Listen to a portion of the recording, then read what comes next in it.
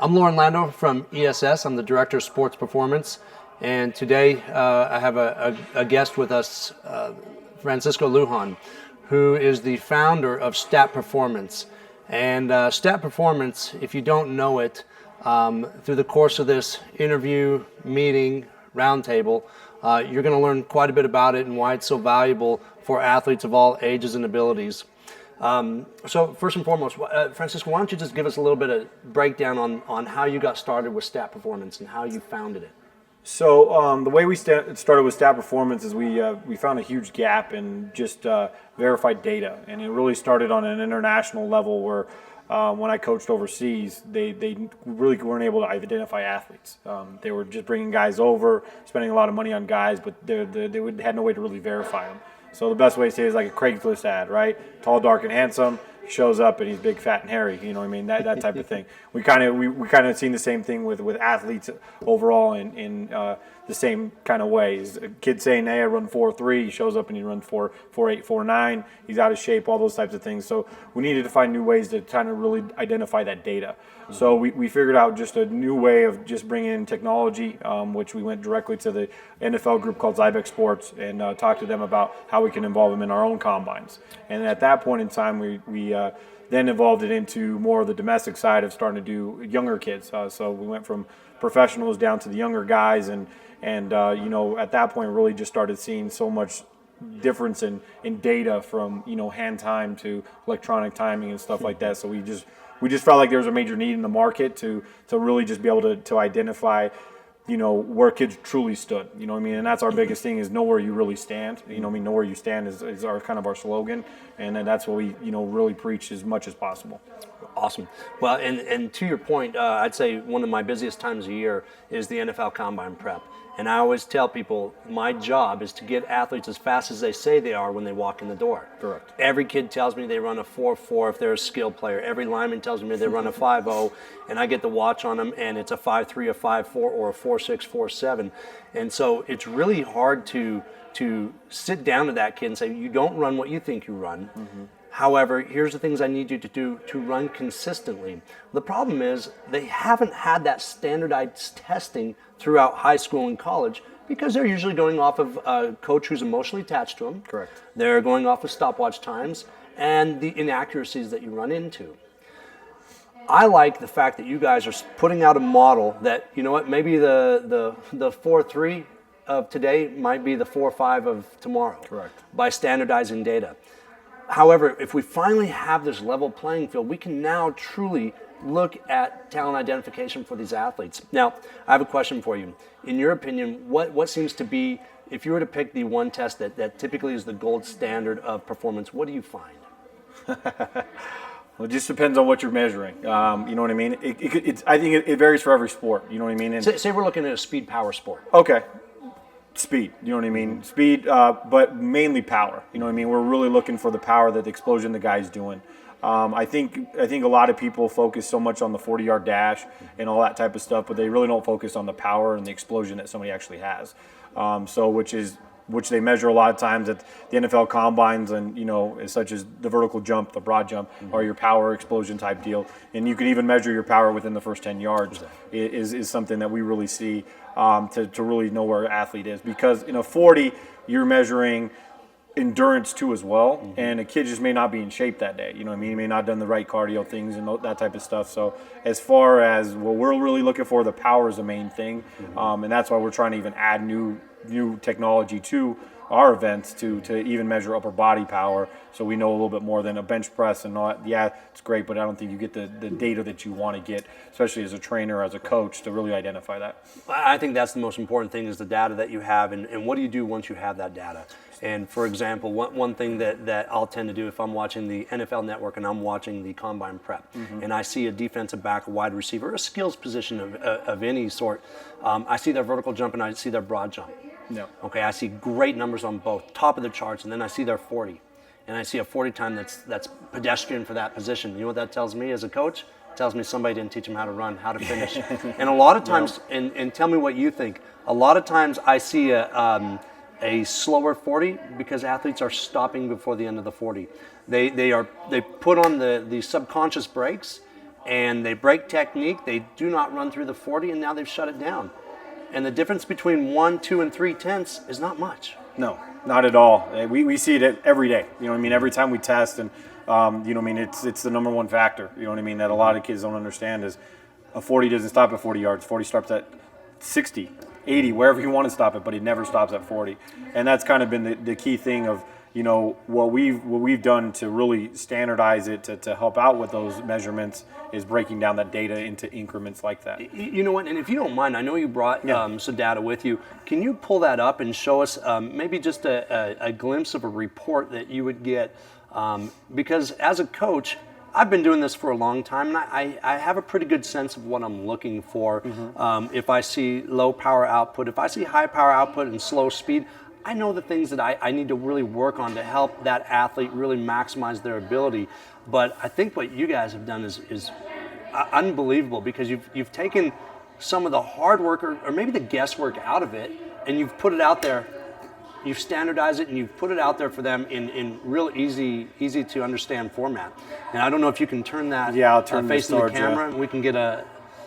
So just a basic, what we do for just a person that attends one of our combines, we'll kind of zoom in on that if I can get a good view of it.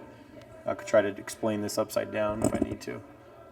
Okay, so you kind of, is this a good shot of it? Okay. So basically what we do with our profiles now, basically what we do with our profiles now on just a standardized kid that walks into and does one of our combines that we're a part of, they'll receive a basic profile. What this basic profile will identify is where they rank on a combine level and in each one of the drills that they just did. At the end of that, we also give them a point system, which is based out of 100 points. So their max they can get per drill is 33.3. We have it broken down into 3 different sections. And the way that we break it down is in speed, power, and agility. And then we give them a total at that point. Then on the other side of that, we actually break it down into a percentage breakdown. And the way the percentage breakdown is to really identify, just like you do with an ACT or SAT score, of like, here's your ACT score, but here's where your composition, you know, as you are as far as a group, okay, as percentage-wise is what I'm trying to say.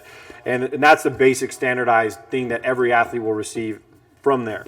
The next step that we go on to, and this is kind of this is where we really want every kid to be, but we just know with the time and effort it takes us to put all these together, can't give them away for free, but we try to give them to them as a way to add on to them.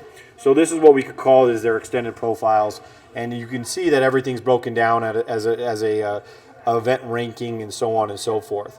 And then we'll just go to this picture right here. Okay, so what we do throughout this entire thing is we kind of break it down. We actually have a camera that now takes pictures of them. So with the 40-yard dash system, it will take a picture of them in their first 0.4 seconds. Okay, so right when they're getting off the line, and then 0.4 seconds after that. So the kid can actually see his explosion as he's coming off the line and all that type of stuff. Is he getting horizontal? Is he projecting vertically? And that's exactly what we show is his body angle as we do. As we go to the next set, which you're referring to, Lauren, is where we show body angle. So then the kid actually can see within his thing of where his body angle is and all that type of stuff. Then the next step is we kind of process in this whole thing, and I apologize for having to move this so much, but we'll just get it to a good thing, is now where he's at is in his performance levels, okay? And that's exactly what we referred to as what we're talking about with the 40-yard dash, is a kid start ending before he gets to the finish line and all that type of stuff. So we give him where they are at the very beginning. So this kid ranks in the 90th percentile for his first 10. Then his next 10, he's in the 80th percentile. And then his last 20, he's in the 75th percentile. So right away you're able to identify, okay, well, he's great at the start, so he's got good power, he's got a good explosion, but he's not finishing his 40 the way that he needs to finish it. So as a trainer... Technique, speed, endurance, it could be so many variables, but now it gives you somewhere to actually go from. Correct. Now you have somewhere to go from. Correct. And then what we do, since we work directly with the NFL Combine group on this, is we're actually able to do velocity ratings as far as how your athlete's velocity is on a true data point scale. So then people understand exactly, all right, here's my velocity by itself. Well, let's see what it is compared to a professional athlete. So when we take the average of it, so then everybody can actually see, all right, this is how far I am. So I may not be NFL quality, and this is my proof. So let me ask you, what do you do with this data? Does the data go to the athlete? Do you send it out to So the data, so the way that we are is we're a third-party testing organization. So what we do is we send this to the athletes, all get their reports, and then also the organization gets the reports. Most organizations that contract us out are ones that work directly with colleges, so they can send that out to whoever they want to. Our biggest thing is what we're trying to do, and with a bunch of research and development, is to have college coaches understand this. So when they see the score or they see this information, they know right away. Because we know that if you're, hey, you're recruiting coordinator at Alabama, you have 9 million kids that are coming across your desk. Well, how can I identify and maybe find the diamond in the rough just from a score or whatever? Because hey, if you're trying to get admissions into Harvard, everybody's got a 4.9 and all this other stuff that they have as extracurricular activities. How do you do the same thing with athletes? And that's really, a lot of times it comes down to ACT, SAT scores as a way to kind of measure it. And with the reports and things that we're giving them, it also gives strength and conditioning coaches saying, okay, this is a 6'5" athlete that can move, and he's got this. All we really got to do is change some technique. He's got upside. Yeah, and that's what we're trying to identify. It's exactly what you're saying. So let me ask you this. So watching the NFL Combine, so I've sent guys to the Combine for last 15 years. Okay. And as a coach, we all have our little strategies, techniques to be better at this test and that test. Well, the NFL got really good about 4 or 5 years ago at cracking down on how the vertical jump was being measured. And what you happened to see that specific year was a very stringent and more standardized way at which they took the original reach height. However, the problem is that those numbers now were no longer relevant to the numbers of years before. So I think what had happened is you saw linebackers jumping with 30-inch verticals. You saw the highest vertical jump that year at the Combine was a 38, and normally you have 42s, 43s. Well, it changed the way those numbers were perceived. The next year, they weren't as strict on that because the 30-inch vertical jump or the 28-inch vertical jump for a running back, boy, that's not good. Correct. When we looked at the data that we had for the last 20 years, and so now you change the way you do a reach height. So I guess my point is, how important is it to have the same person testing you time and time again, to have a following of standardized procedures? Very important, because the thing about it is every time you test, there's always going to be some variable, especially if you have different people testing. And that's why we try to always, we always try to present that we want our staff, because our staff knows how to do it. But not everybody can afford that all the time, which we understand. But at least they're taking the measures to do it correctly, which refers to the biggest thing at the NFL Combine, right? Nothing changes. They're very much usually the same people every single time. Even the security guards on the field don't change. Right. It's the same guy every single year when you walk down the stairs. And that's what I say is the problem that the NFL always had, and it's the same thing that they do right now, is what's being introduced, and which is the system we use is a hand start with electronic finish with electronic start with electronic finish, and then and the NFL's never done it that way. They've always been hand start with electronic finish, which plays effect. You know what I mean? And it's exactly what you said is. How do we go back to all that data before to say Chris Johnson wasn't the fastest guy ever at the NFL Combine? We can't, if we do switch it. So exactly what you're saying is that's why it kind of switched up with the vertical is, all right, hey, we want these numbers to make them compete with the years past so we can really keep the true data line. So, like I said, that's a tough place to change it, but at some point it should. That's my thought. Absolutely. Well, and that's the unique thing that you are doing with your company is you are bringing out that team of coaches of yours who are implementing it and doing it the same way. So if my son or daughter come to one of your combines and they test in 1 year, the next year they'll probably see the same faces and they're going to do the same tests. They're going to do the same tests each and every time. Correct. And I've sent athletes to combines before where, the way I prepared an athlete, this hand down, this hand touch wasn't the same. Correct. And to me, I feel I've done a disservice because on the back end, they weren't systematic in their approach to how they were actually gathering these numbers. 100%. And at the end of the day, I don't even know what they were doing with those numbers. So the service that you're providing is exactly what's needed out there. So one, that parents' money for training isn't going to waste, but also when college coaches and scouts look at these numbers, they know these numbers are relevant. Correct. And they know they mean something. So to me, it's a win-win for the athletes, no doubt. Well, I thank you so much. And is there a website that they can find? Yeah, so our website is www.stat-performance.com. Stat-performance. Yeah, and so you'll find all we don't put data out there because, like I said, that's confidential stuff for everybody. But you can, if you do your own combine, you can get your own data. Awesome. And you can get all the compare points. And then you have a calendar of dates throughout the year that you will run combines around the country? Correct. So for us, we're pretty much from now until middle of May, we're booked as far as going each and everything. The big one that's coming up, and which will be publicly announced to everybody, will be the Under Armour Combines, which will be presented by Rivals.com. That will be for pretty much any kid that's 9th grade to 12th grade, and starting to get that information. And they are free combines and all that type of stuff too as well. Quick question.